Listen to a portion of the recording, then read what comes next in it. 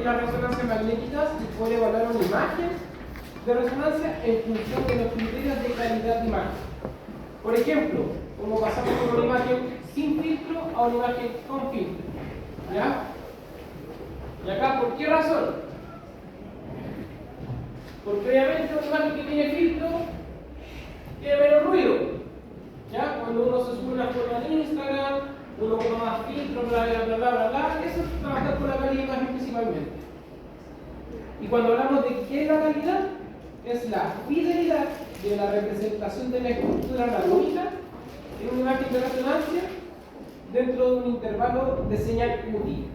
O sea, nosotros podemos acelerar de tal manera una secuencia sin perder, en este caso, el intervalo de señal útil. Que hasta ese segmento nosotros podemos transformar una imagen o acelerarla. Cuando hablamos, por ejemplo, cuando nos mandaba a trabajar con el espacio K, ¿qué pasaba si ocupamos Hall Fourier o Next fraccionado o Eco fraccionado? Quitándole el 25% del espacio K. La imagen quedaba diagnóstica. Sí. Pero cuando trabajamos con menos de la mitad, no. Cuando trabajamos con el 50 más 1, hay. ¿Ya? Entonces, para eso era el taller, para que ustedes puedan ver también hasta dónde yo puedo jugar con el espacio K para poder, en este caso, transformar la imagen.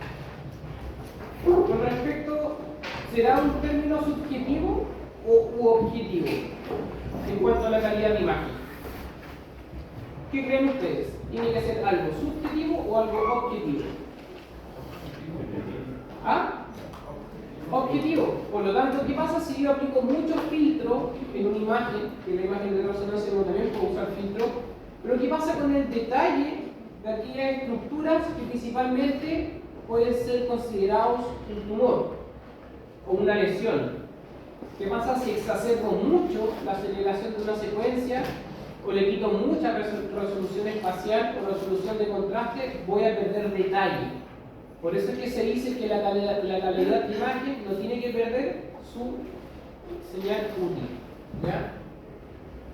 Por lo tanto, nosotros, cuando hablemos de criterios de la calidad de imagen en resonancia magnética, vamos a hablar de anatomía y de factores físicos. ¿Ya? Cuando hablamos de factores físicos, principalmente nos vamos a referir a la señal ruido, el contraste de la imagen, la nitidez y poder de la resolución espacial, la resolución temporal y los artefactos.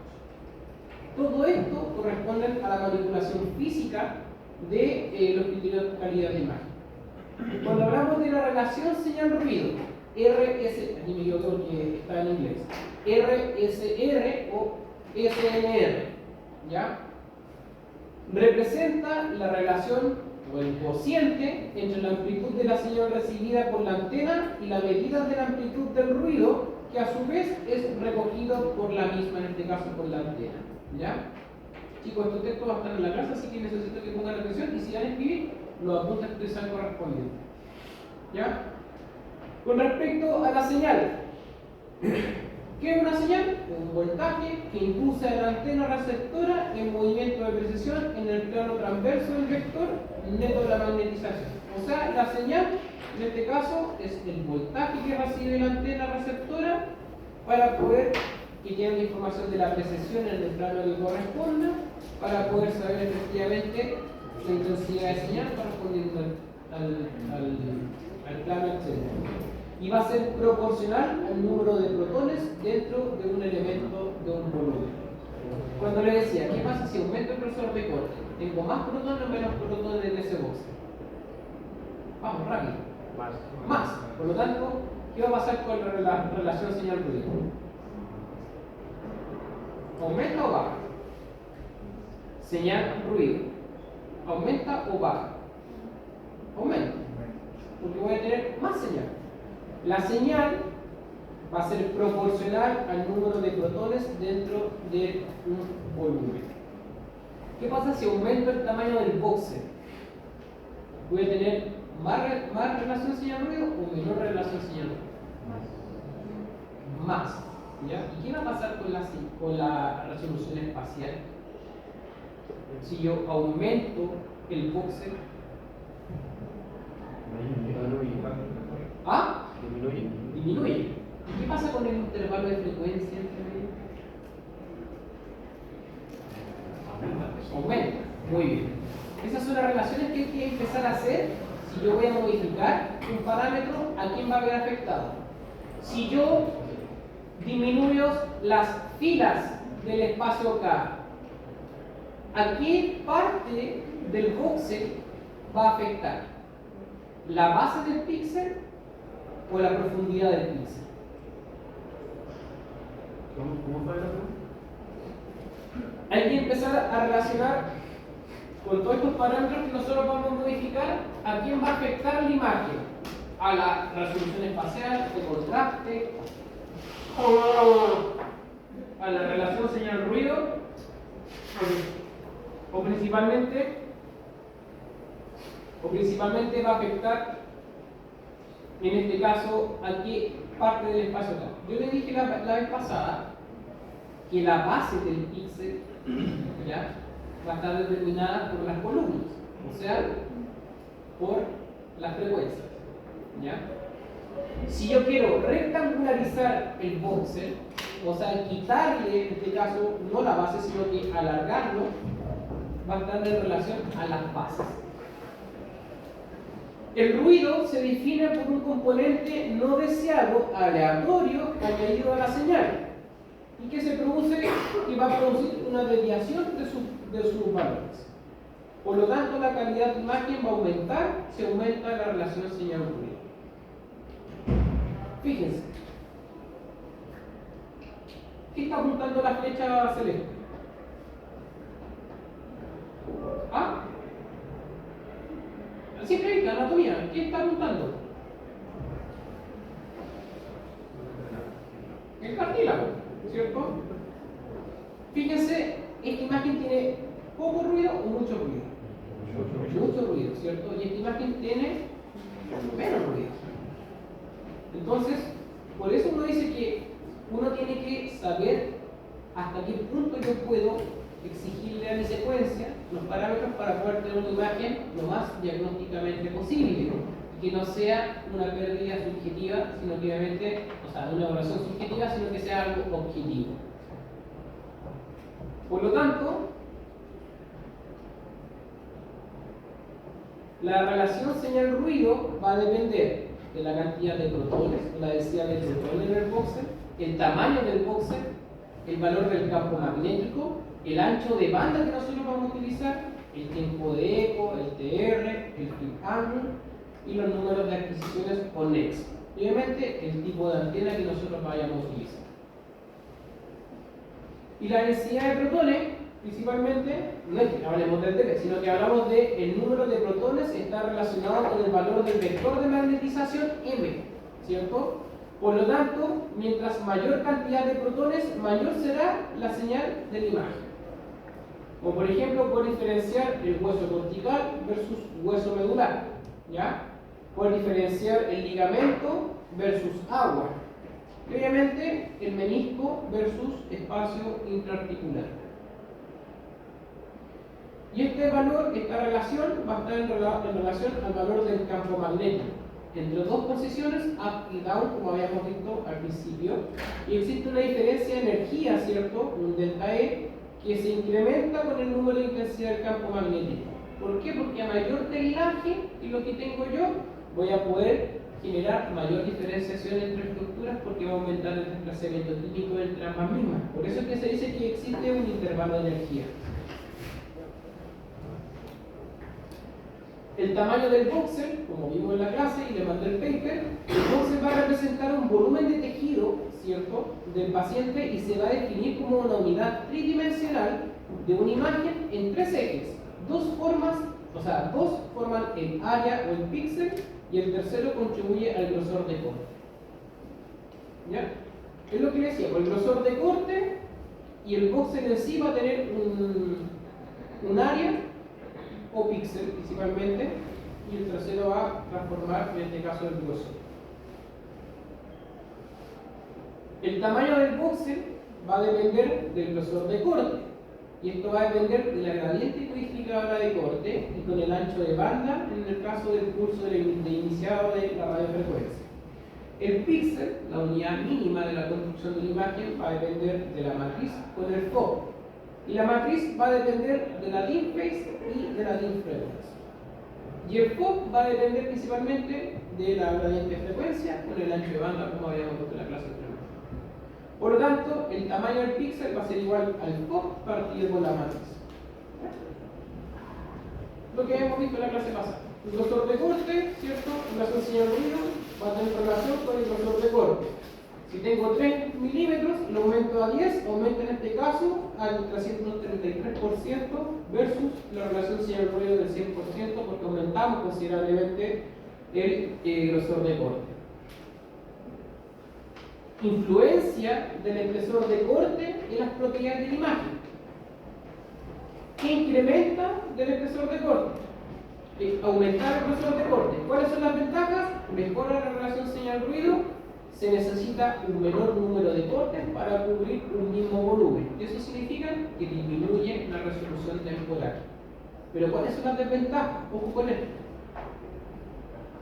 Disminuye la resolución espacial, ¿cierto? Igual que acá. Se incrementa el efecto del artefacto de volumen parcial. Si yo tengo estructuras muy pequeñas, ¿qué va a pasar? Se pueden hasta solapar dentro de un mismo corte y vamos a perder relación anatómica. Y se incrementan los artefactos de susceptibilidad. Cuando hablamos del FOC, ¿cierto? Por ejemplo, ¿qué pasa con la relación señal-ruido? ¿Se aumenta el FOC? Aumenta. Estamos aumentando mayor cantidad de protones estudiados, ¿cierto? Pero ¿qué pasa con sus ventajas y desventajas? La ventaja principalmente mejora la relación señal-ruido y se reducen los artefactos por solapamiento. ¿Ya? Vamos a ver en artefactos cuáles son los artefactos de solapamiento o el descruzamiento de la radiofrecuencia. Las desventajas a compensar es que si yo aumento el FOC disminuye la resolución espacial y se incrementa el artefacto de volumen parcial por lo mismo, debido al aumento de los voxels. Ahora, ¿qué pasa con esta imagen? Si yo le hago un zoom a esta imagen, ¿qué va a pasar con el píxel? ¿Y se va a ver la imagen? Pixeleada. Muy bien. Y esta imagen, fíjense la resolución espacial que tiene esta imagen a 250 milímetros del foco, un estudio de 25 centímetros, versus aumentarlo a 350, a 35 centímetros, ¿cierto? ¿Qué pasa con la imagen? Se achica. Y este es el gran problema que tienen los tecnólogos cuando no modifican parámetros, cuando llega un paciente pediátrico, un paciente... Yo siempre digo, la receta de cocina es una, pero uno cuando, no sé, pues si viene un comensal, o sea, realmente tengo que preparar la misma comida y le voy a dar a los clientes. Pero en este caso, si viene un comensal, yo tengo que hacer la vida entera. Y obviamente todos los comensales son distintos. Y lo mismo que decir, todos los pacientes, independiente que sea el adulto, lo mismo que rayo. Mejor hagamos un ejemplo de rayo. Si yo tengo una rodilla, mi rodilla, versus la rodilla, no sé, de la Fernanda, una rodilla chiquitita, versus mi rodilla, que es un rodillón, aquí le tengo que dar más miliamperes segundo. ¿A mi rodilla o a la de la Fernanda? A la mía. ¿Para qué? Para no perder el ruido. O sea, para no que la imagen no quede subexpuesta y no tenga ruido y quede dentro de los parámetros correspondientes. Por lo tanto, acá es lo mismo. Si a mí me llega un paciente chico o un paciente flaco, mi abdomen es grande, es grueso, yo soy jugador, versus el abdomen, no sé, de Johan, que es un paciente de estructura normal. ¿Ya? Por lo tanto, ¿qué pasa con el FOC?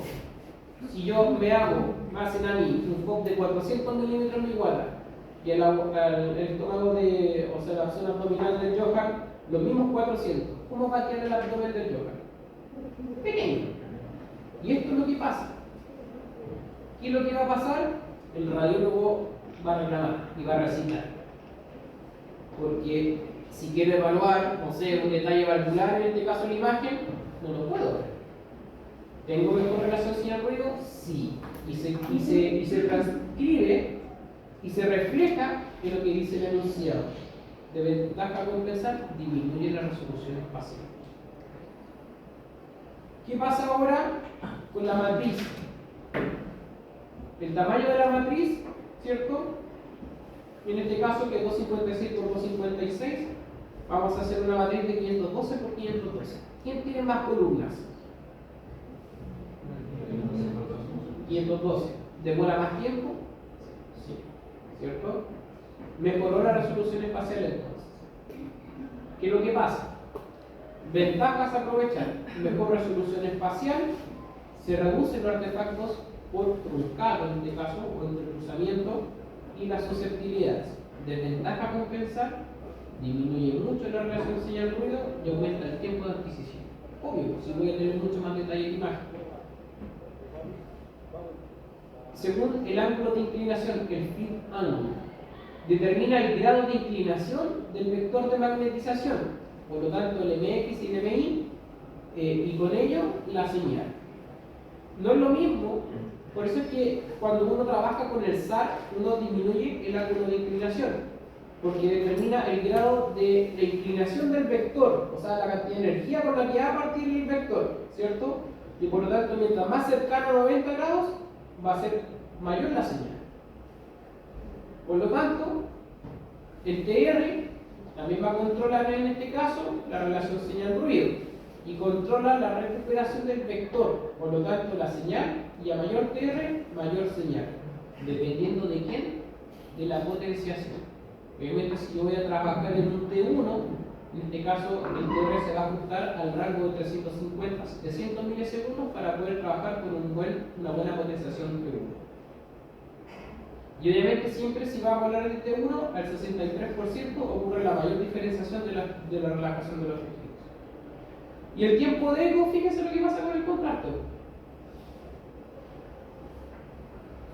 Como es el tiempo entre el pulso excitador y la lectura de la señal, determina la pérdida de señal del vector y por lo tanto mientras mayor es el tiempo de eco, mayor es la pérdida de señal. O sea, menor relación señal-ruido. Pero si yo manipulo el tiempo de eco, fíjense lo que pasa con el contraste de imagen. Cambia, ¿cierto? Varía. ¿Qué pasa con el ancho de banda? El ancho de banda indica las frecuencias que serán admitidas en el receptor. Lo que hablamos con la ventana abierta, si la abríamos mucho o la abríamos poquito. Pero aparte de estas frecuencias recepcionadas, en este caso la señal, existen frecuencias aleatorias, que es el ruido, que no entrega información al voxel codificado y que en esta, ahí se me pasó un punto, y que en esta íntima relación con el rango de frecuencia admitidas. O sea, si yo aumento el ancho de banda, independiente de la señal estudiada, voy a incluir el ruido. Si yo ajusto en este caso el ancho de banda, vamos a segmentar solamente el eco que vamos a estudiar, según el rango de frecuencia, en este caso que vamos a articular. Con respecto al mismo contraste de imagen, se define como la diferencia entre dos áreas adyacentes, y es la diferencia que existe entre una escala de gris y los otros tejidos. Obviamente va a ser más perceptible para el ojo humano. Y acá cuando uno habla un poco de la parte cualitativa y cuantitativa. Cuando hablamos de cualitativo es el contraste de imagen lo que nos va a indicar en este caso el tipo de potenciación o en este caso la característica de la lesión, etc. Pero cuando hablamos de cuantitativo, más adelante vamos a ver difusión, perfusión, espectroscopía, que son datos cuantitativos y nos permiten caracterizar de mayor manera el componente de este contraste que tiene la imagen.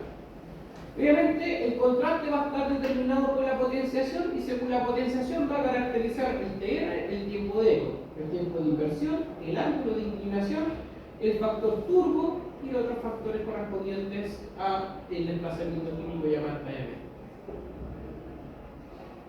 Vamos a comenzar a hablar de lo que es la resolución espacial. Por lo tanto, la resolución espacial principalmente va a tener su gran detalle en el tamaño del boxer, ¿ya? Y acá va a estar relacionado con el grosor de corte y con el píxel. Y aquí lo más importante es la matriz. La matriz y el foco. ¿Qué pasa si yo trabajo un voxel con una matriz, con un voxel más grande y uno más pequeño? Disminuye la resolución espacial. Por lo tanto, siempre es importante tener en consideración que si yo voy a mover un parámetro para cambiar el píxel, también tengo que modificar el otro. Y obviamente, ¿hasta qué punto? Hasta el punto de no perder la calidad de imagen del otro. Como por ejemplo, lo mismo que habíamos hablado en la clase pasada. Cuando hablamos de todas las líneas del espacio K, según el dominio exponencial, después de la transformada de Fourier, podemos caracterizar la imagen dependiendo principalmente de su información y obviamente caracterizar la resolución espacial que nos va a dar según la cantidad de frecuencias, de columnas que nosotros vamos a integrar en el espacio K. No es lo mismo una estructura que tenga un grosor de corte de 1 milímetro, de 2 milímetros y de 4 milímetros. ¿Qué se pierde? ¿Qué pasa acá? Se pierde la resolución espacial.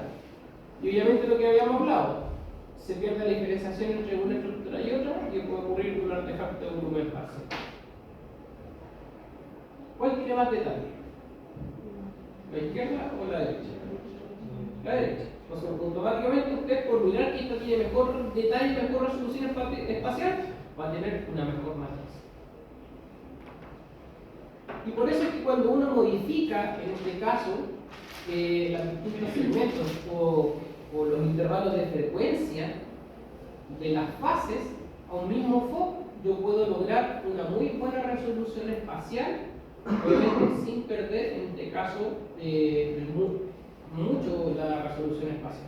Ahora, una imagen con muchas columnas y muchas filas, ¿cierto? Tenemos un excelente detalle. Pero ¿qué pasa si yo ocupo, no sé, esta matriz está acá y tiene, básicamente, está interpolada y tiene mucho intervalo de un espacio muy grande de intervalo de frecuencia entre sus fases? Fíjense lo que pasa con el píxel, un foco pequeño. Perdemos resolución espacial, porque el píxel está agrandando tanto en un foco determinado que lo que hicimos fue trabajar netamente con el contraste libre. Si quiero mayor detalle, tengo que disminuir el intervalo de frecuencia y trabajar con la mayor cantidad de líneas del espacio K para tener una muy buena resolución espacial. Por lo tanto, las propiedades, implicaciones, en este caso, hacia la resolución espacial van a estar dadas por el Fock, ¿cierto? Hall-Fourier, bueno, son los nombres correspondientes a los distintos equipos. ¿Ya? Ventaja a aprovechar, reduce obviamente propiedades e implicaciones. Utilizando en la dirección de codificación de fase para ganar tiempo, no adquiere todas las líneas del espacio K. O sea, estamos trabajando con la DIMFEX, muy bien. Por lo tanto, reduce el tiempo de adquisición debido a que estamos adquiriendo un menor número de codificaciones de fase. O sea, quitamos más líneas de acá que lo que usamos acá, ¿cierto? Aumentó el intervalo de frecuencia en las fases. Por lo tanto, si yo adquiero un menor número de datos, obviamente disminuye la resolución espacial, ¿cierto? O sea, la relación señal-ruido. Ahora, desventaja a compensar. Si mantengo la máxima frecuencia espacial del time máximo, ¿cierto? Por tanto, se mantiene el tamaño del píxel porque el área que cubre el espacio K se mantiene intacta. Y la separación entre las codificaciones de fase va a aumentar. Y de ventaja a compensar, tenemos la misma resolución espacial, nos sirve, pero el FOC se reduce en la dirección de codificaciones de fase. Se disminuye o entonces se obtiene un FOC rectangular. ¿Qué nos beneficia esto? Disminuir el tiempo de adquisición, manteniendo el tamaño del píxel a un FOC determinado. Todo esto en relación a la resolución temporal, se me pasó la diapositiva. Tiempo de adquisición, el TA, ¿cierto?, de una imagen e incluye, ¿cierto?, en la calidad de imagen dado por otros factores como por artefactos o por movimientos y también por reducción de los tiempos de estudio. Acá principalmente el tiempo de adquisición va a estar determinado por el TR, por las cantidades de filas del espacio K, o sea, la modificación del intervalo entre sus frecuencias, por el next. ¿Qué es lo que es el next? El número de excitaciones. La mean phase, las cantidades de líneas del espacio K a utilizar. Y el TR, el tiempo que dura la secuencia. Y todo eso va de la mano en base a el tiempo de adquisición. En el caso del tiempo de adquisición con una secuencia turbo-equineco, va a estar el TE aquí, se multiplica la mean phase por cada factor turbo, porque obviamente va a estar en relación. ¿Qué pasa? ¿Quién no quiere la mean phase? ¿Qué no quiere la mean phase? La línea del espacio K. ¿Y cómo era el tipo llenar el espacio K de una turbo espineco? ¿Ah? Segmentado. Y al ser segmentado, ¿qué quiere decir? Que por cada TR llena más líneas del espacio K. Por eso es que la relación de la fórmula dice que se multiplica el factor 1 por la diferencia.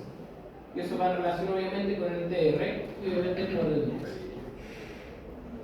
Les dejo esta tabla, obviamente, a estar en los papers, pero para que vayan teniendo un poquito más de integración con respecto al tiempo de adquisición, según el tamaño de la matriz, el tiempo de adquisición, según el porcentaje de pop, etc.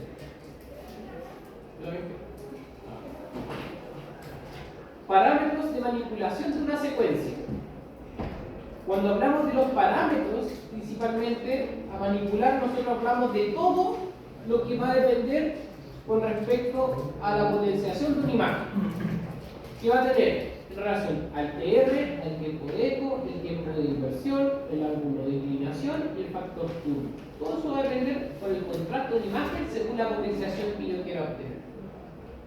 Por lo tanto, para la programación de los cortes dentro de una secuencia, los números de cortes van a ser números de corte y va a estar limitado por cada TR. Eso quiere decir que si yo tengo 700 milisegundos para un T1, voy a alcanzar a sacar en ese TR la cantidad de eco correspondiente para cada corte. El SYNC-NET, ¿cómo se dice en inglés? Que no sé inglés. Los SYNC-NETs, ¿cierto? SYNC-NETs. El grosor de corte va a estar en relación, ¿cierto? La relación señal del volumen parcial. La orientación de los cortes va a depender del orden de la excitación. Por lo tanto, no indica el tipo de excitación de cortes, es ascendente o descendente intercalado. Y el orden de la excitación tiene que ver con el llenado del espacio. Y el factor distancia o el gap, que nosotros le decimos, el gap, ¿cierto? La distancia entre los dos cortes puede estar en el factor de 0,5 en porcentaje o expresada en milímetros. Quiere decir que si yo tengo un grosor de corte de 5 milímetros máximo, se sugiere aplicar un factor de distancia del 20%, no más que eso. Porque si yo aumento ese factor de distancia, pierdo información anatómica y puedo favorecer el volumen parcial. La calidad de imagen va a estar relacionada entre la matriz, ¿ya? Por lo tanto, va a indicar qué porcentaje de matriz vamos a tener. Un 100% indica una matriz cuadrada. Nos define el número de filas y columnas del espacio K. Y va a estar dada por la resolución de fase y la resolución de frecuencia, que en algún equipo se expresa como base o lectura. ¿Qué quiere decir esto? Que la resolución en fase, ¿a quién va a determinar? ¿Del espacio K? A la ínfex, o sea, a las filas. Si aumenta el intervalo de frecuencia de las filas, ¿qué va a pasar? Si yo aumento el intervalo, pensemos en el box. Vamos a trabajar uno por uno. O sea, uno en el eje X, que es la frecuencia, uno en el eje Y, que corresponde a las fases, y el otro uno es el grosor de corte. Esto es lo que determina principalmente lo siguiente.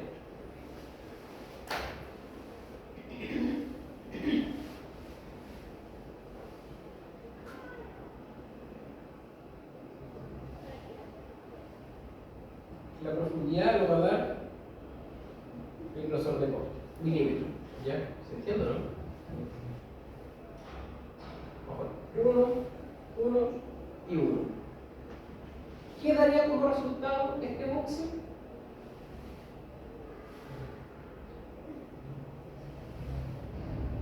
Cuando yo quiero trabajar en escáner una reconstrucción o una adquisición volumétrica como el boxe isotrópico, porque todos los espacios son iguales, un cuadrado perfecto, ¿cierto?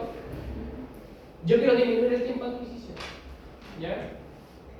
Vamos a afectar a la linfis, ¿cierto? Vamos a quitar línea del espacio acá. ¿Qué pasa con el intervalo de frecuencia? En la linfis, si yo quito una línea del espacio acá, ¿qué pasa con el intervalo? Aumenta. ¿Qué pasa con el voxel en las fases? Se agranda. Agranda. Dejémoslo en 1-1, porque quitamos una línea. ¿Entiendes? ¿Qué pasó con el tiempo? Disminuyó. ¿Ya? ¿Es un boxer isotrópico ahora? No. ¿Van cachando? Quitamos una línea del espacio acá. ¿Qué pasó en este caso? Porque ¿qué pasó con el intervalo de frecuencia? Aumentó, ¿cierto? ¿Y qué pasó con la relación señal-ruido? Si está aumentando la mayor cantidad de protones en esta zona, aumenta. Bien. Esa es la clave. Esa es la clave para entender cómo trabaja la calidad de imagen con la matriz. Si yo aumento el intervalo de las fases, ¿cierto? O disminuyo, por ejemplo, ya. Trabajamos con las fases, ¿cierto? Al 100%, ¿cierto? Con la fase. Y la frecuencia al 100% igual. ¿Ya? Un boxer isotrópico. Si yo bajo la resolución en fase, vamos a aumentar el intervalo de frecuencia en las fases. Por lo tanto, aumenta en este caso la relación señal-ruido, disminuye el tiempo. No están entendiendo nada, ¿cierto?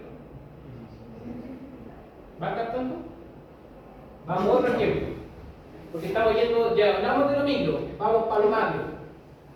Si yo aumento el voxel en las fases, en el eje Y, si aumento el voxel en las fases, el intervalo de frecuencia en las fases va a aumentar.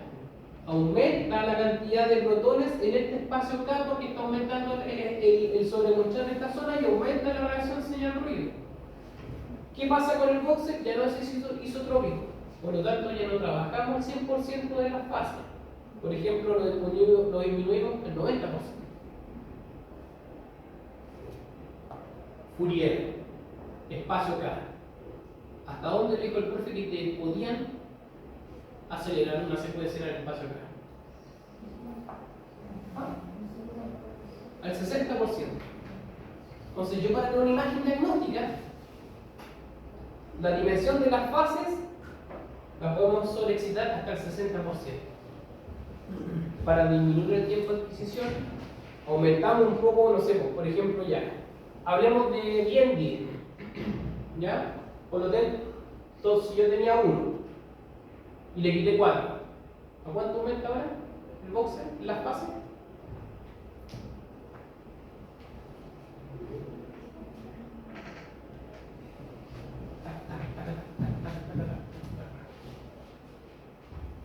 Disminuimos las fases de 100 a 60 y quitamos de 10 en 10. De 10 a 6. ¿Cuánto quitamos? 4. ¿Cuánto aumenta el boxer? 4. ¿Es isotrópico? No. ¿Aumentó la relación señal-ruido? Sí. ¿Por qué? Aumenta el intervalo de frecuencia en el espacio K y todo esto se relaciona a un foco cuadrado. Y si ahora parte de focalidad, trabajamos con la simetría especular del otro lado. Entonces, la capacidad que tiene en este caso de la calidad de imagen con respecto a la matriz va a tener principalmente la relación de la modificación de la resolución en fase y de las frecuencias. Si yo quiero una imagen con un píxel más pequeño, ojo, aquí nosotros hablamos del eje Y, de las líneas del espacio acá. ¿Ya? Johan, vuelva. De las líneas del espacio acá. ¿Qué es lo que pasa? Este cuadrado se rectangularizó o se achicó. Se rectangularizó, o sea, rectangularizamos el píxel. ¿Es isotrópico? No, aumentó entonces en esta dimensión. Esto es súper útil para que vayamos integrando un poco más. Ahora, si yo quiero tener una resolución espacial, así como así, de la Sun 7, no sé cómo explicarlo, ¿eh? Una imagen muy bacana, muy HD, 4K. ¿Cómo tiene que ser el tamaño del píxel? Pequeño. Si yo disminuyo el valor de X, ahora a 0,5, ¿qué pasa con la base del píxel? ¿Qué pasa con la base del píxel?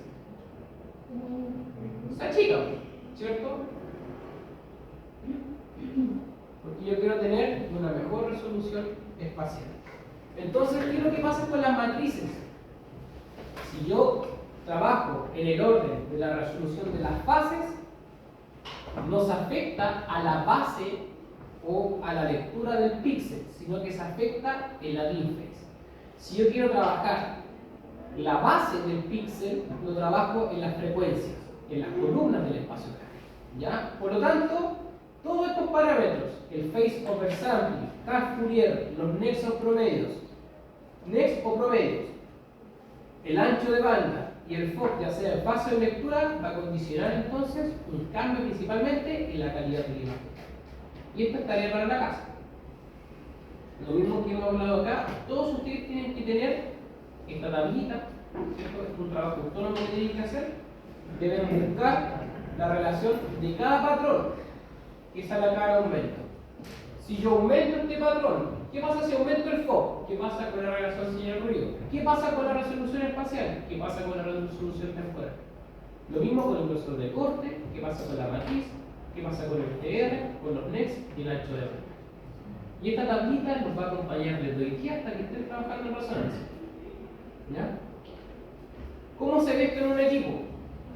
En una plataforma antigua Siemens. ¿Ya? La tenemos por lo general casi todas las clases con el negro, el Yuri, el David en todos lados. ¿Ya? Obviamente, yo ahora, como estuve en una plataforma nueva, ¿por qué ponemos Siemens? No por una asociación con la marca principalmente. Porque dentro de todas las plataformas, Siemens es la más amigable para aprender a hacer resonancia, lo que encontramos nosotros. Los gringos son un despelote. O sea, no despelote, son más enredados como para poder configurar parámetros, que básicamente son los tipos general. Por eso es que dicen que un tecnólogo que sepa manejar un General o un Philips son tecnólogos bacanes, por decirlo así vulgarmente. Porque Siemens te arroja alertas por todo. ¿Ya? Yo aprendí a hacer resonancia en un Philips, en un Siemens. Pero mi internado lo hice con un General. Entonces, cuando yo recién empecé a trabajar solo en resonancia, yo ya sabía toda la parametrización para dónde iba cada cosa. Y es increíble como todo esto se traduce con otros nombres en otras plataformas. Se manejar todas las plataformas hasta el día de hoy. Pero, como les digo, de todas las plataformas, la General es como la más conocida. ¿Ya? Pero, ¿qué es lo que decía yo? ¿Qué es lo que era el TA? El tiempo de adquisición. Watt es el factor de aceleración. Así lo van a encontrar en muchos equipos. Tamaño del boxer, lo que está hablando el profe recién ahora, una chave. 1208 por 4 milímetros. ¿Es un boxer isotrópico? No. FOV de lectura, 240 milímetros. Dimensión de las fases, al 100%. Grosor de corte, factor de distancia. Habíamos visto que lo íbamos a encontrar como porcentaje o, en este caso, milímetros.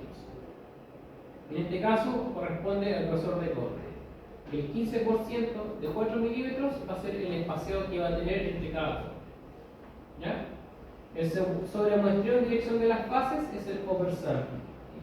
Por ejemplo, si yo tengo una estructura chiquitita y no quiero que sea aliasing, este artefacto de solapamiento, tengo que aumentar el sobremuestreo en dirección de las fases. mismo. El TR, ¿cierto? El tiempo de eco, ángulo de inclinación, el flip angle.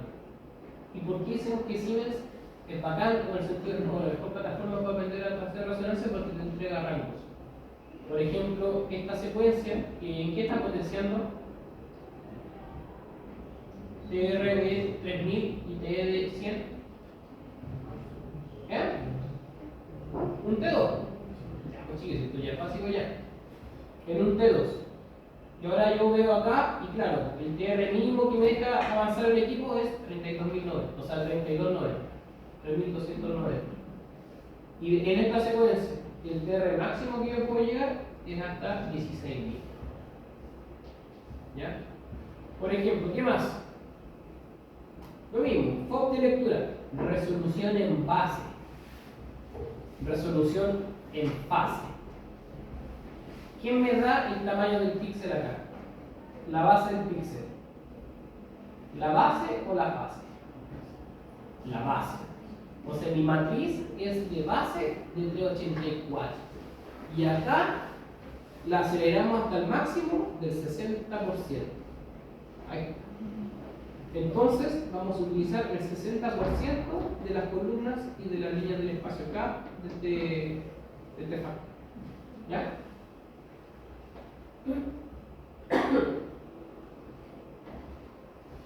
Factor de aceleración 2. En este caso usamos grafo. ¿Ya? Bobina, hasta 6 factores de aceleración podemos utilizar. ¿Ya? De hecho, hay algún equipo que le dice ¿qué secuencia vamos a usar? TS, por 2 pinos. Y acá con los filtros, pues podemos colocar filtro, corrección de distorsión de la imagen, compensación del pulso de radiofrecuencia, normalizar la exposición, quiere decir que queremos que toda la intensidad de señal esté pareja en todos los segmentos de antena distribuidos en la señal, etc. Cuando hablamos de geometría, y la geometría afecta a todos los parámetros, los patrones referentes a la geometría de la imagen. Por ejemplo, el FOC, los de corte, la cantidad de corte, etc. Con respecto a la saturación, acá nosotros podemos agregar bandas de saturación, mecanismos de saturación de grasa, mecanismos de supresión de agua, ¿cierto? Saturación especiales si fuera un Dixon, y todo eso lo vamos viendo a medida que pase. Cuando hablamos de bobinas, los canales o los segmentos de bobina que nosotros vamos a utilizar, la camilla siempre va a ser spike, que son los elementos posteriores. Y en este caso, si vamos a hacer un abdomen, por ejemplo, la BO1 o la BO2 son los segmentos de antena que tiene la body, que es la bobina de superficie. Entonces estamos generando, entre comillas, una pseudo bobina de cuadratura, una bobina superior y una inferior, para que la distribución de la señal sea homogénea hacia arriba y hacia abajo. ¿Qué me importante acá? En secuencia. Si yo quiero hacer una secuencia dual, acá en contraste cambiamos el contraste. Si le pongo 2 contrastes, automáticamente vamos a tener 2 espacios acá distintos y vamos a poder crear, si es un superfineco, una secuencia de 2 y un DP. ¿Ya? El ancho de banda. Aquí Siemens lo entrega por Hertz por píxel. Ya, en otro equipo lo entrega en píxel por, en realidad lo mismo, megahertz por píxel. Pero ojo, acá son 207 Hz. Si hablamos de megahertz, ¿cuánto sería? Si lo pasamos a mega.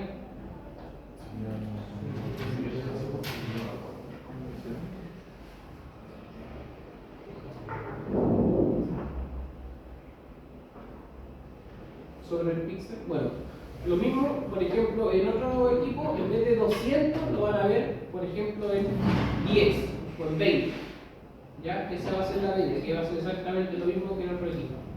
Acá la diferencia es que te lo tira en Hz por píxel y esto me limita en este caso la cantidad de señal, como ya hemos visto en la diapo, que uno va configurando en este caso el ancho de banda.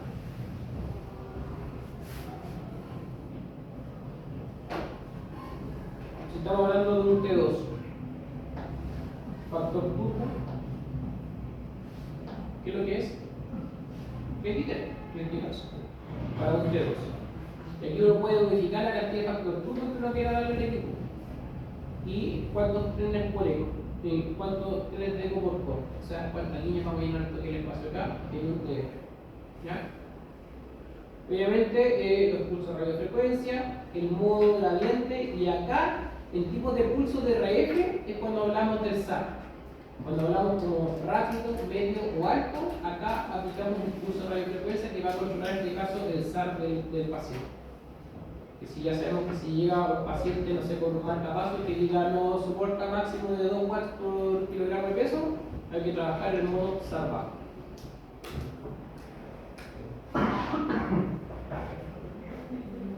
Un axel de cerebro, 23 por 23 centímetros, ¿cierto? Vamos a estudiar 13 centímetros en total, ¿cierto?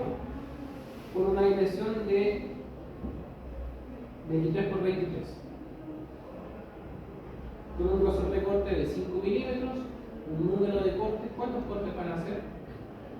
¿Ya? 25. ¿Ah? 25. ¿Cómo sabes 25? ¿Es el mismo? ¿Ah? ¿Es el mismo?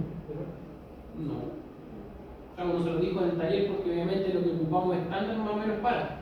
Entonces el paciente tiene una casa gigante, lleva una guagua, no lo va a alcanzar el cuello, con 25 cortes. ¿Ya? Estas son tareas también que como trabajo autónomo y lo vamos a ir revisando en los talleres de los días lunes. ¿Ya? El próximo lunes, en la tarde, vamos a resolver estos talleres. ¿Ya? Y ahora tenemos tiempito, ¿cierto? Sí. Les voy a mostrar cómo se mete en el simulador. ¿Ya? Y lo que van a tener que hacer también. Pero básicamente, nosotros antes hacíamos este taller, lo hacíamos en los talleres. Es lo mismo que tenemos acá. La diferencia es que ahora, como tenemos el simulador, hay que aprovechar el simulador. Hay que jugar con el simulador. Por lo tanto, esto lo queda como trabajo autónomo, lo tienen que desarrollar, ¿cierto? Me lo tienen que mandar. Chicos, con respecto al trabajo de los trabajos, si no logro habilitar en el aula digital para que suba los trabajos hoy día, nos vemos en la semana. Ya, y ahí le subo mi inscripción hasta el mejor completo. Tiene más tiempo hoy día para terminar el caso. ¿Ya? Y esto me lo tienen que mandar el próximo lunes. Ya van a tener toda una semana para poder hacer esto. Yo tengo 2 casitos nomás que no tengo. ¿Ya? Aquí yo les voy a preguntar cuál es el tamaño del píxel variado, cuál fue la variación de milímetros, qué pasó con la relación señal-ruido, lo mismo que hemos trabajado de forma integrativa. ¿Ya? Un segundo. Un momento, bonito. ¿Quieren saludar?